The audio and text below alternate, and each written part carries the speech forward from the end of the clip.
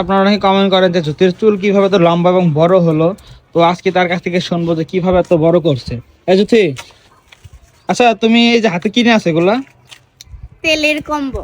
তেলের কম্বো? হ্যাঁ আচ্ছা তোমার এই যে চুল যে এত ঘন এবং লম্বা বড় হয়েছে, এগুলার কি এগুলার পিছনে রহস্য কি এগুলা?